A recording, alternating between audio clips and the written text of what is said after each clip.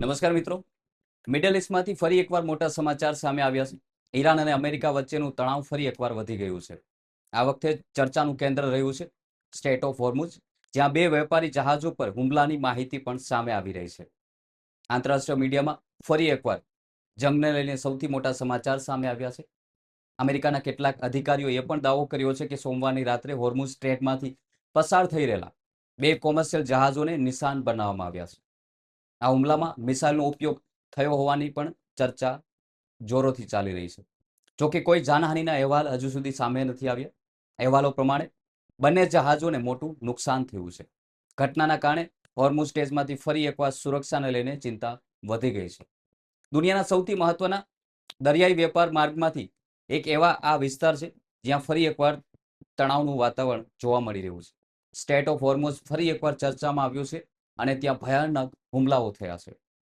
અને બીજી તરફ સમુદ્રી સુરક્ષા સાથે જોડાયેલી એજન્સીઓએ પણ જહાજોને સાવચેત રાખવા માટે પણ સલાહ આપવામાં આવી રહી છે. ખાસ કરીને હોર્મુઝ સ્ટ્રેટમાંથી પસાર થતા તમામ જહાજોને સુરક્ષા નિયમોનું કડક પાલન કરવાની સૂચના આપવામાં આવી રહી છે.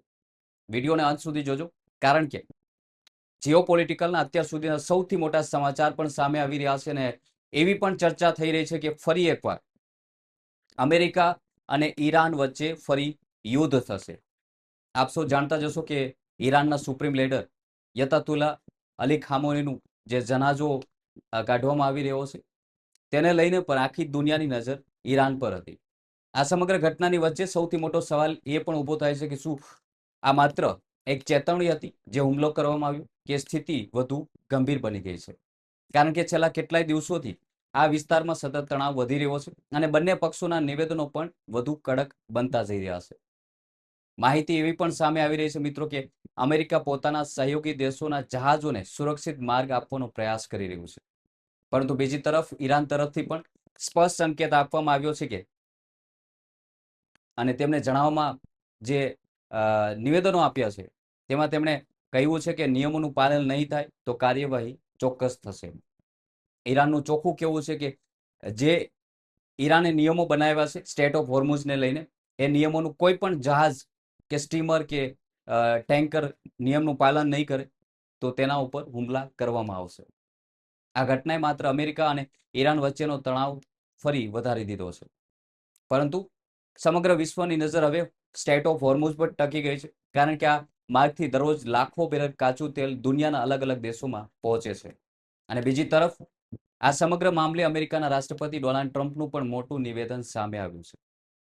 ટ્રમ્પે સ્પષ્ટ શબ્દોમાં કહ્યું છે કે જો ઈરાન સાથે કોઈ સમજૂતી નહીં થાય તો અમેરિકી જે સેના છે અને અમેરિકા બીજા વિકલ્પો પર વિચાર કરી શકે છે.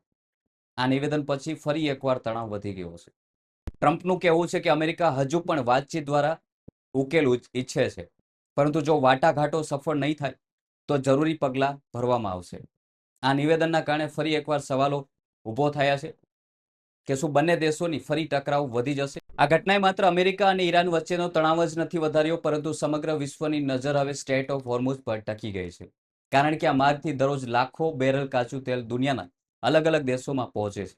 બીજી તરફ આ સમગ્ર મામલે અમેરિકાના રાષ્ટ્રપતિ ડોનાલ્ડ ટ્રમ્પનું પણ મોટું નિવેદન સામે આવ્યું છે. ટ્રમ્પે સ્પષ્ટ શબ્દોમાં કહ્યું છે કે જો ઈરાન સાથે કોઈ સમજૂતી નહીં થાય તો અમેરિકા બીજા વિકલ્પો પર વિચાર કરશે. આ નિવેદન પછી ફરી એકવાર તણાવ વધુ વધી ગયો છે. ટ્રમ્પનું કહેવું છે કે અમેરિકા હજુ પણ વાતચીત દ્વારા ઉકેલ લાવવા માટે જરૂરી પ્રયત્ન કરી રહ્યું છે, પરંતુ જો વાટાઘાટો સફળ નહીં થાય તો જરૂરી પગલાં ભરવામાં આવશે. આ નિવેદનના કારણે ફરી સવાલ ઊભો થાય છે કે શું બંને દેશો ફરી ટકરાવ તરફ આગળ વધી રહ્યા છે? ટ્રમ્પ મીઠી ભાષામાં ક્યાંક ને ક્યાંક ઈરાનને ખુલ્લી ધમકીઓ પણ આપી રહ્યું છે. બીજી તરફ ઈરાને પણ પોતાનો અભિગમ બદલ્યો નથી. ઈરાન સતત કહી રહ્યું છે કે કોઈ પણ પ્રકારના દબાણ હેઠળ નિર્ણય નહીં લેવામાં આવે. દેશની સુરક્ષા અને પરમાણુ કાર્યક્રમને લઈને પોતાનો નિર્ણય ઈરાન પોતે જ સ્વીકાર કરશે અથવા નક્કી કરશે.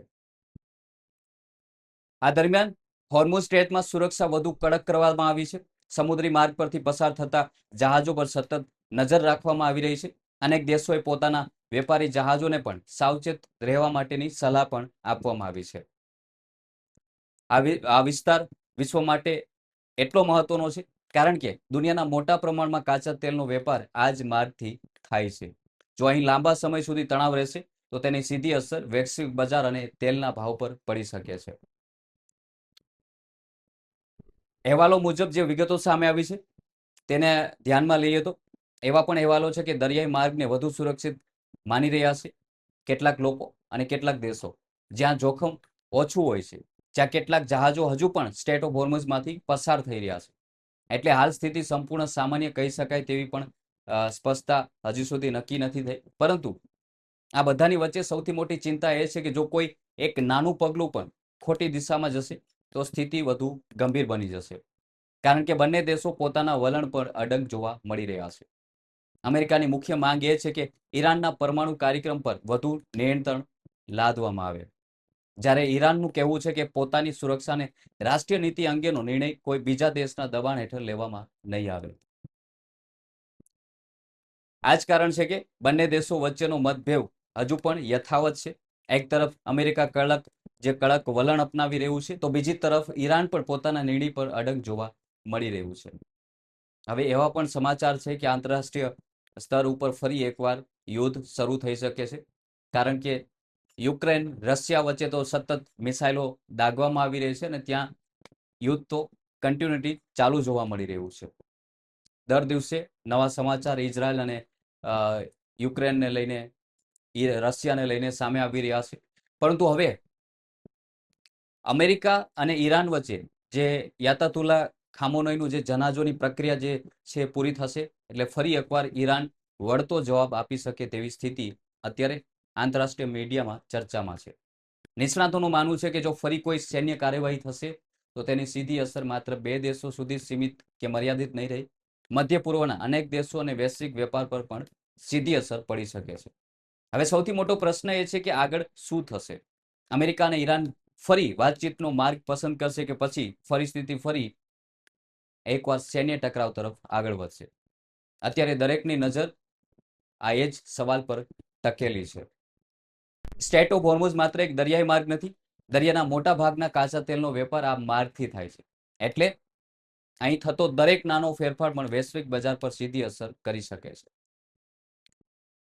જો આ વિસ્તારમાં તણાવ વધુ વધશે તો તેલના ભાવમાં વધારો થવાની પૂરેપૂરી શક્યતાઓ છે. તેની અસર માત્ર મધ્ય પૂર્વમાં જ સુધી સીમિત નહીં રહે, પરંતુ દુનિયાના અનેક દેશોની અર્થવ્યવસ્થા પર જોવા મળી શકે છે. બીજી તરફ અમેરિકા હજુ પણ એ કહી રહ્યું છે કે કૂટનીતિક ઉકેલને પ્રાથમિકતા આપે છે. અમેરિકા અને ટ્રમ્પનું નિવેદન પણ સામે આવી રહ્યું છે. ટ્રમ્પ એમ પણ કહી રહ્યા છે કે અમે જ્યાં વિવાદ ચાલી રહ્યો છે તેમાંથી બહાર નીકળવાનો પ્રયાસ કરી રહ્યા છે. પરંતુ સાથે એ પણ સ્પષ્ટ કરવામાં આવ્યું છે કે જો વાતચીતથી કોઈ પરિણામ નહીં આવે તો બીજા તમામ વિકલ્પો ખુલ્લા રહેશે. ઈરાન પણ પોતાના વલણમાં કોઈ નરમાઈ બતાવતું નથી. ઈરાનનું કહેવું છે કે દેશની સુરક્ષા અને રાષ્ટ્રીય હિત સાથે કોઈ સમાધાન કરવામાં નહીં આવે. એટલે બંને દેશો પોતાના નિર્ણય પર અડગ જોવા મળી રહ્યા છે. હાલમાં જે આ ઈરાન અમેરિકાને લઈને જે સૌથી મોટા સમાચાર સામે આવી રહ્યા છે તેને લઈને તમારું શું કહેવું છે કમેન્ટ કરી જરૂર જણાવજો. અને આવી વધુ રસપ્રદ જીઓપોલિટિકલ અને આંતરરાષ્ટ્રીય યુદ્ધ સાથે જોડાયેલી આંતરરાષ્ટ્રીય સમાચાર અને ટ્રેડિંગ મુદ્દાઓ પર સચોટ અને સાચી માહિતી મેળવવા માટે ચેનલ સાથે જોડાયેલા રહો. ચેનલને સબસ્ક્રાઇબ કરજો, બેલ આઇકન પર ક્લિક કરવાનું ભૂલશો નહીં, જેથી નવા એપિસોડની નોટિફિકેશન તમને મળતી રહે.